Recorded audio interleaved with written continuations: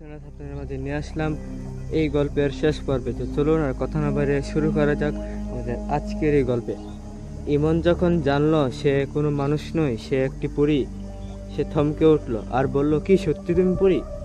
আরিফা বলল, হ্যাঁ। তখন আরিফা অদৃশ্য হয়ে বলবো, কি ইমন, আমাকে দেখতে পাচ্ছ? ইমন বলল, না, সত্যি বিশ্বাস করলাম যে তুমি পরী। তারপর আরিফা তার কাছে আসে আর বলল, ইমন, তুমি বাড়িতে যে থাকো, তুমি বই করে না? এসব শুনে বলল, বই কিসের? না, বই করে না। আরিফ বলল, হ্যাঁ, তুমি খুব ভালো এক সাহসী ছেলে। আচ্ছা, তোমাকে একটি কথা বললি, জানি না কেমন করে নেবে তুমি। ইমন বলল, কি কথা বলো? আরিফা বলল, আসলে এতদিন তোমার সাথে থাকতে থাকতে আমি তোমাকে পছন্দ করে ফেলি, আমি তোমাকে ভালোবাসি। এসব শুনে ইমন বলল, কি সত্যি?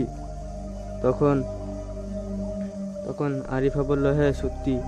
এর পরের দিন আরিফা ইমনকে নিয়ে তাদের দেশে নিয়ে যায়। তার বাবাকে সব কিছু বুঝানোর পর তার বাবা সব কিছু মেনে নেয়। ইমন ইমন যে পরিবর্তন হবে সে জানতে পারে না।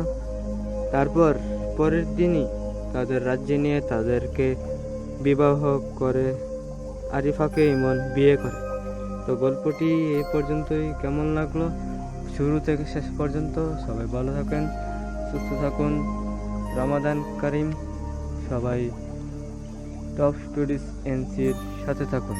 গল্প এখানে।